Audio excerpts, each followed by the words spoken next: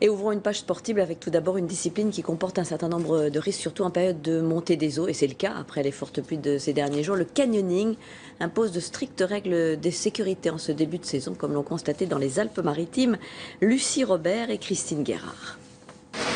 Mathias, c'est bien, mets-toi les épaules un petit peu en arrière, les épaules un peu en arrière. Les lits de rivière comme terrain de jeu. La descente de canyon allie plaisir de l'eau et de la montagne. Une découverte pour ce groupe de débutants. Hauteur du premier saut, 5 mètres.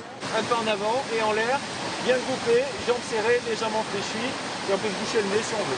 D'accord? Séquence un petit peu émotion de la descente. D'ailleurs, on voit, il y en a qui se mettent un petit peu derrière le groupe. Ils préfèrent laisser passer d'autres devant. Ça fait un peu peur, mais ça fait super envie. Donc je pense que je vais le faire. Chaque passage délicat du parcours doit être sondé par le guide avant d'y conduire son groupe. Pour faire appliquer les règles de sécurité dans ces zones difficiles d'accès, la section montagne des CRS. Eh bien, on va procéder au contrôle habituel. Bonjour. C'est la police, le secours en montagne. Vous me présentez votre carte professionnelle? Oui. Très entraînés, ces hommes interviennent en cas d'accident dans les canyons. Après les fortes pluies du printemps, l'activité est particulièrement surveillée.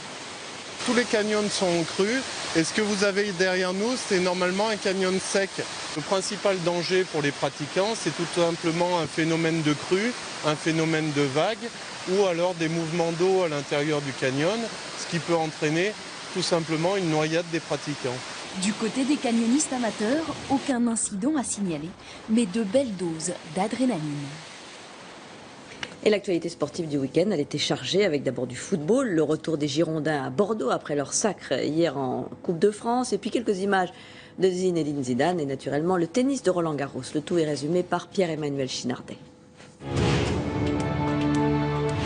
Avec la Coupe de France, les Girondins sauvent leur saison. Bordeaux en fête cet après-midi pour célébrer la victoire face à Évian 3-2.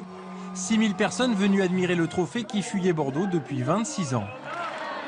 Lui fêtera bientôt ses 41 ans. Zinedine Zidane et les Bleus de 98 ont régalé les spectateurs de Rodez. Match amical face à l'association Un Maillot pour la Vie qui se mobilise pour les enfants malades. Fabien Barthez s'est transformé en buteur. Bleu contre jaune, séquence nostalgie. Et pour les joueurs de l'association, de beaux trophées. Voici le seul Français qualifié du jour. Richard Gasquet a tenu son rang face au Russe Nikolai Davydenko. Victoire en 3 manches, 6-4, 6-4, 6-3. Défaite en revanche de Benoît Paire et de Marion Bartoli. Il n'y a plus de Françaises dans le tournoi. Chez les garçons, avec Gilles Simon et Joe Wilfried Tsonga, ils sont donc 3 rescapés en 8e de finale.